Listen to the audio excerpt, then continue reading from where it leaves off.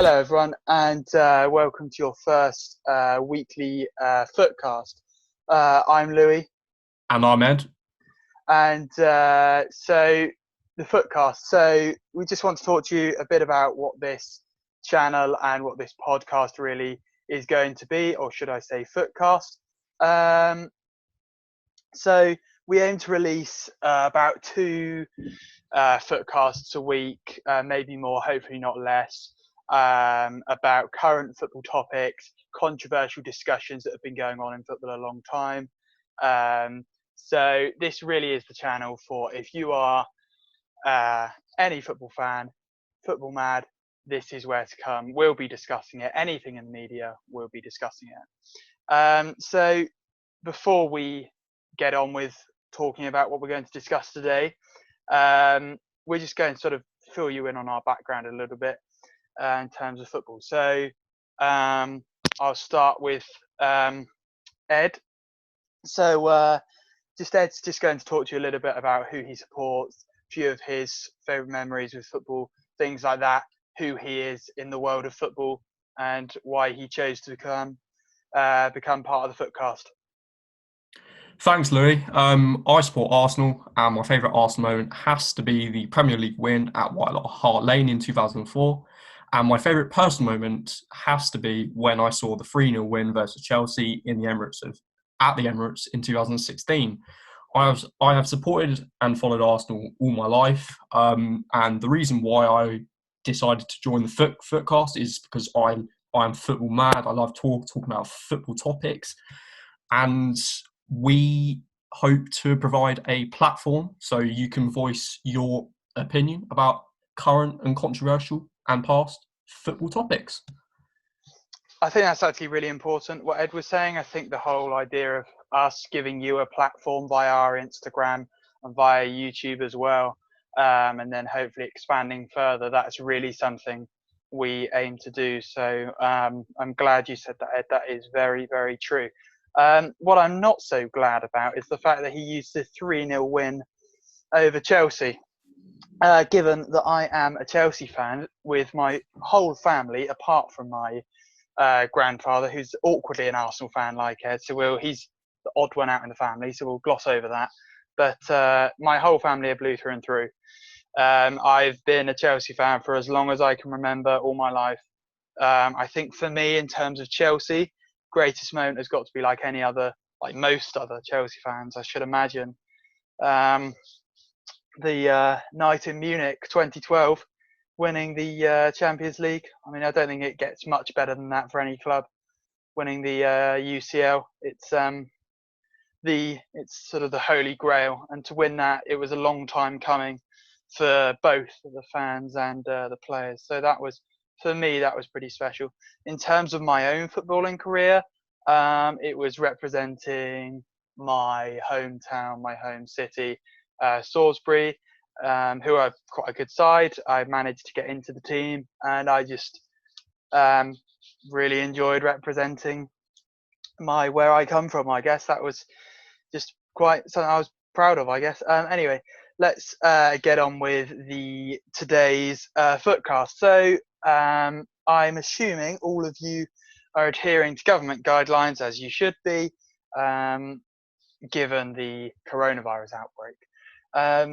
So obviously this has had an impact on everything from education to football to individual people's lives, from whether you're 1 year old or 100 years old. It's affected everyone. It's had a serious impact on the whole country. And obviously this is the Footcast, so we will be discussing its impact on not just sport, but specifically football. So we will get on with that now. So Ed, I trust you've got an apt beverage to hand for this one. So let's get on to it. Cool. So firstly, I just want to ask you, Ed. I mean, I know I get footballers have a summer break and that, but they have been out of football now in isolation with their families, in isolation at home, for quite some time, and it looks as though they will be for some time more to come. How is this going to deter their or is it going to deter their physical, mental ability, their mental strength, their physical ability? Is it going to affect their chemistry as a team? Obviously, they train with each other week in, week out. To what extent are we going to see the teams deter from this? How is this going to affect them as individuals? Well, I think personally, to the physical side of the game, as many of them live in these really sort of high-end houses with lots of high-tech, you know, gym equipment, and I think physically they will be able to keep up and keep on working.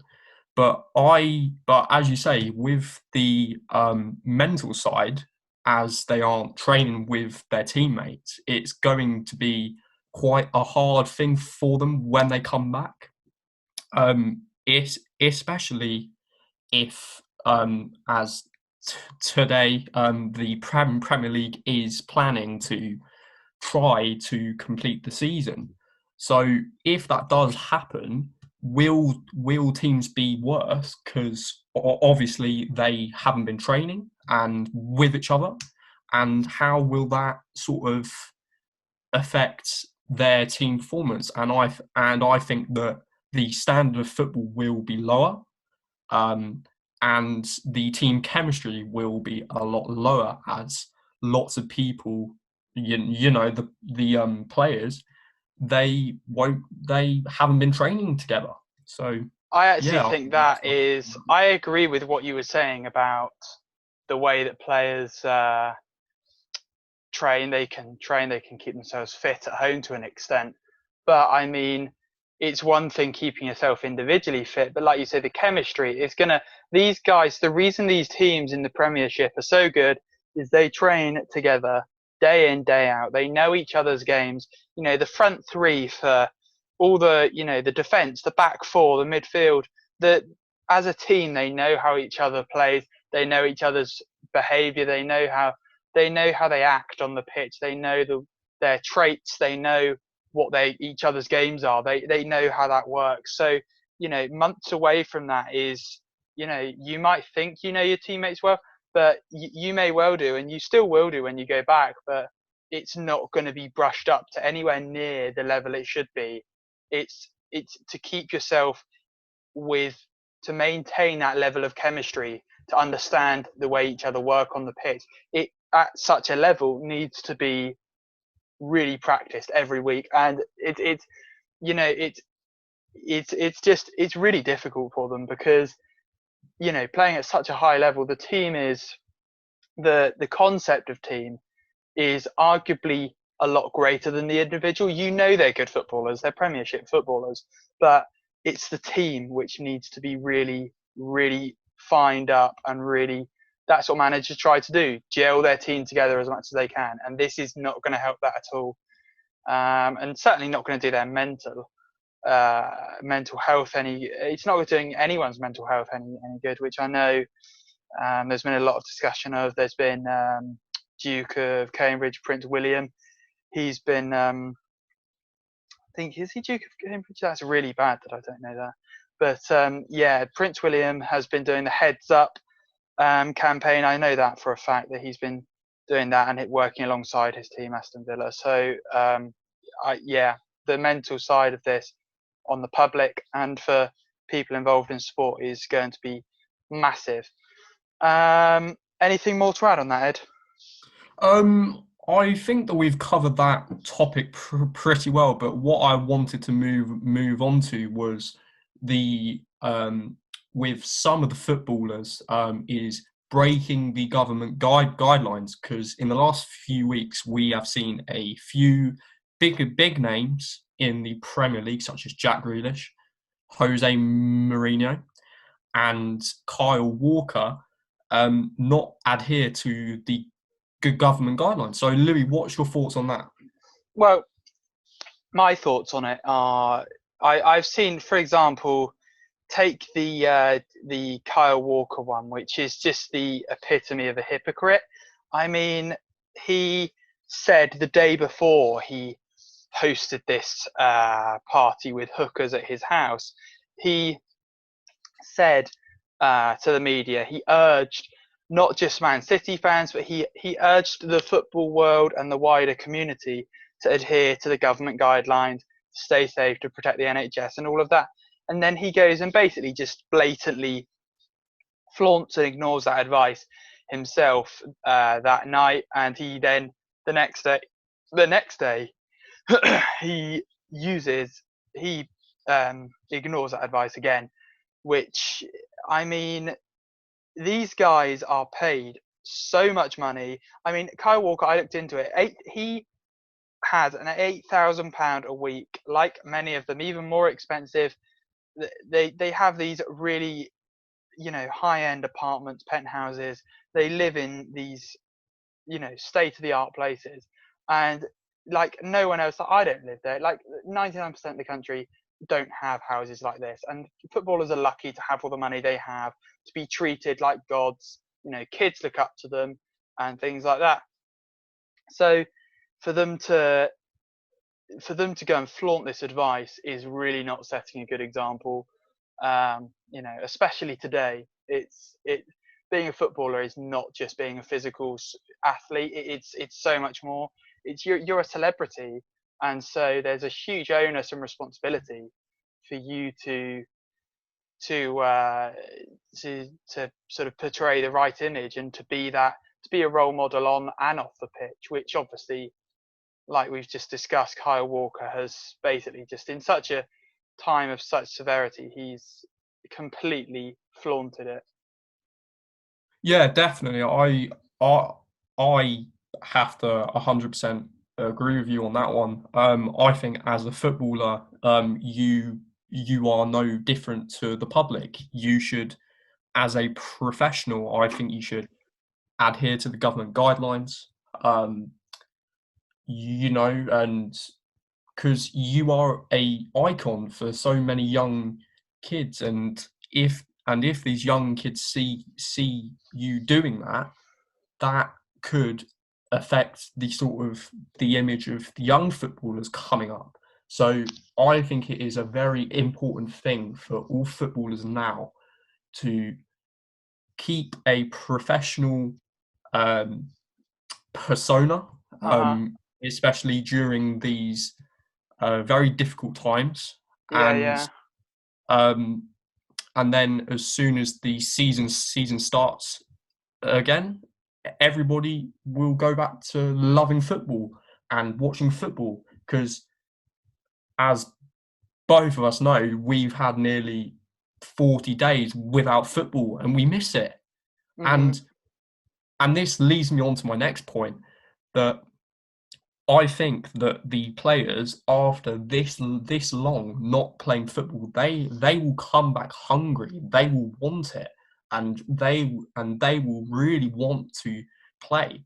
So I think once the top 5 leagues, so the French league, the English league, the Italian league, etc., start, I think that we will see a real impetus, a real hunger to play the beautiful game. Yeah, I mean, that again sort of mirrors the first point, doesn't it? I mean, like with regards to when the Premiership, when these leagues come back, the ability of the players. What are we going to see? Are we going to notice a significant change? So if we look at this, the UEFA president, Alexander Seferin, if I pronounce that correct, and then the secretary, Theodorosis, was saying how basically national associations and leagues should be in a position to communicate to UEFA by the 25th of May, and basically say what their plan is going to be. So Ed, obviously we know what's happened with the Dutch league, the Eredivisie, it's been voided, I think. And then clubs in Germany's Bundesliga have already returned to training, and the top flight league, the Bundesliga itself, is ready to restart on the 9th of May, obviously depending on government approval. But I mean, what do you think about teams coming back, Ed? About dates and things like that? My overall view on it is that I think that to play a massive amount of games in such a short period of time is going to be testing. I think squad depth is going to be tested. There's going to be quite a few injuries due to fatigue, playing lots of games, I mean, and this, like you say, the fatigue. There was talks of them holding it at Wembley, and they said that they'd used a Wembley pitch. I think it was something like 4 games in a day. I mean, the pitch. If they did that at Wembley, the pitch would be knackered, and the players playing. They said that teams would be playing often 2 days on the trot with, and sometimes just a day's break. I mean, teams are going to get tired. The Premier League would be on a real go mode. It would be really, it would, it would be tiring for everyone. It would be completely, it would be very strange, really bizarre to see that happen. Um, I don't know. I mean, like all of this, like everything, like all the rest of the coronavirus talk, everything's really up in the air and there's no real clarity over anything. So, I mean, for us football fans, I mean, like you say, like being at home every day, you just want to switch the telly on and just, see the match of the day. You want to see Sky Sports, with the Super Sunday on Monday Night Live, don't you? And you've got none of it. So it's not ideal to have that in the slightest. But I don't know. I just I mean, do you think it's safe to bring football back? Do you think it's silly bringing football back this quickly or not? um, I think as we've seen with the coronavirus outbreak throughout Europe, loads of different countries are at different stages. Like for instance, the UK is about 3 weeks behind Italy, I believe. So I think um, it doesn't make sense to have a killer disease out to to to rush games, because that's essentially what they're doing. They're rushing games in such a short period of time. It just doesn't make sense to me. I think they should void the season, um, decide the Champions League places based on the last 5 years, and just start and then just start the league as normal next season. I think this virus is too dangerous because it has sadly claimed many lives, and I think um, starting sport, especially football, again is a really high risk. I know. I mean, like we are saying, as much as we want football to come back, it's. I mean, all this social distancing, I find it quite. It would be hard with football, especially. I mean, it's a contact sport. You've got everyone's. You share the dressing room together. It's. I personally think trying to bring football back, whilst it's a fantastic idea, like you say, it's a huge risk. And the thought of having a second wave of this and potentially leading into next year, it would be even worse for everyone. So yeah, I mean, there you are. I mean, anything else to add on that, Ed? Any thoughts? No, I think we've covered most of the points.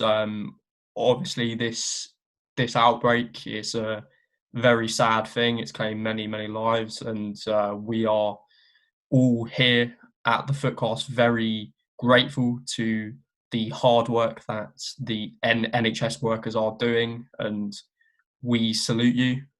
So, Yeah, I think that's all that's well I say. said, Ed. We of course absolutely do. The whole country does, and obviously on behalf of us here at Footcast, we absolutely do salute everyone involved in the battle against coronavirus, be it you a healthcare worker, NHS worker, um, even if you're a transport. I know transport workers in London, anyone on the front line at all, carers, people like that.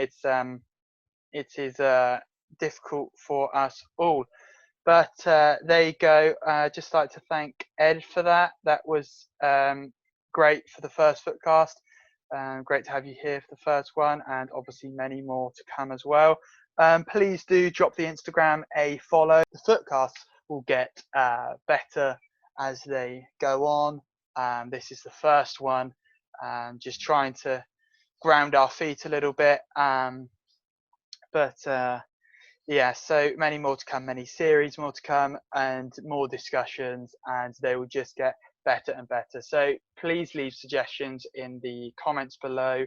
Drop us a like, drop us a subscription, subscribe, and follow our Instagram. So thank you, Ed, and stay safe, everyone at home in isolation.